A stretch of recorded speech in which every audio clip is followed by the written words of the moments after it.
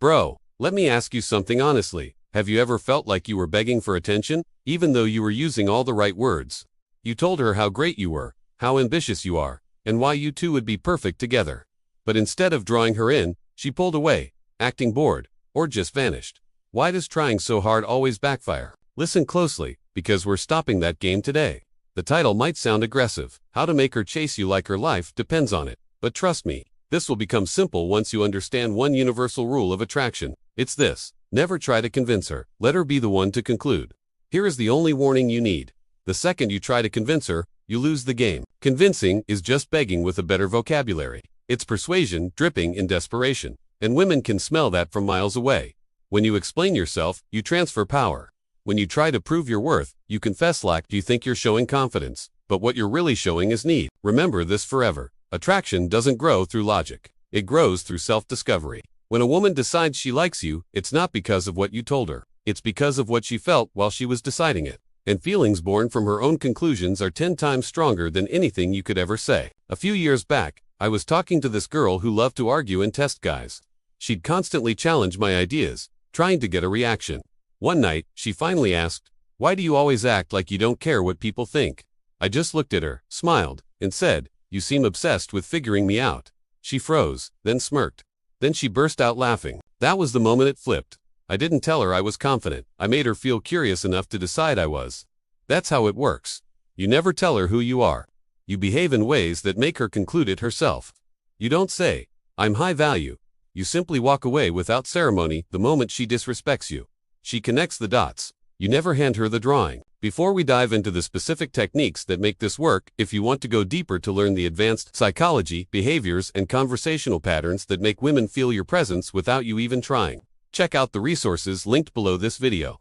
Now, let's talk about the key shift. In every woman's story, there are only two types of men: the convincer, the guy who tries to sell his worth; the trigger, the guy who makes her feel it without saying a word. The convincer talks too much. He explains his ambition, his loyalty, his life plan, all noble things, but every word leaks one message: please believe me. I'll never forget a night I was at a bar with a friend. I went full convincer mode, talking about my work, my progress, the books I read. Every sentence was calculated. But my friend, he was the trigger. He just sat there, relaxed, barely saying much, just observing.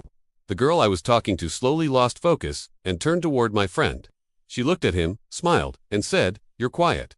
What's your deal?" That's when it hit me. The more I tried to impress, the more I looked like every other guy doing the same thing. He didn't try to be interesting, and that's exactly what made him intriguing.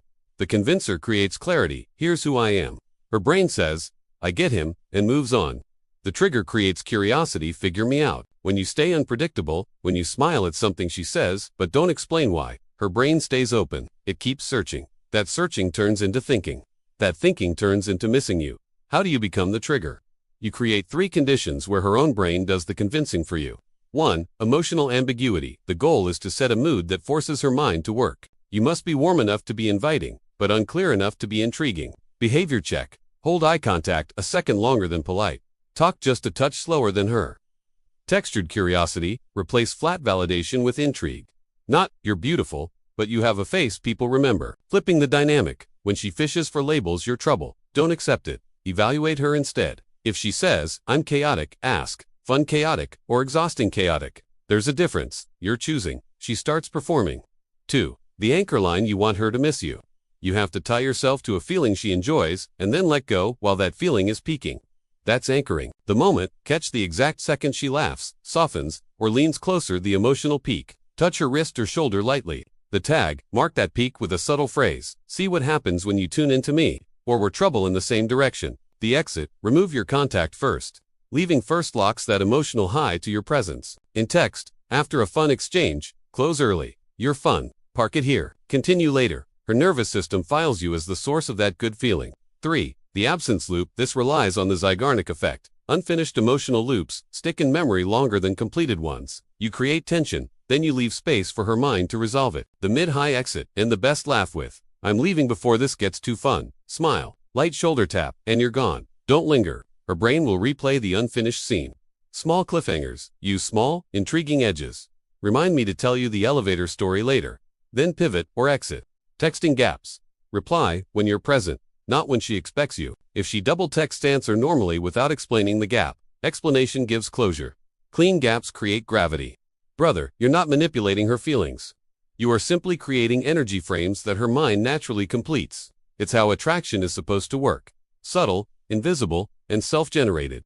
So, next time you're with her, I want you to try this. Keep your tone calm, your eyes slow, and your words suggestive, but never clear. Say less, but let every sentence carry an echo. And when she starts leaning closer, stop, smile, leave her mid-sentence. She won't just think of you. She'll finish you in her head. She won't even know what happened. She'll just feel it tanned. Her ego will protect that decision like her life depends on it.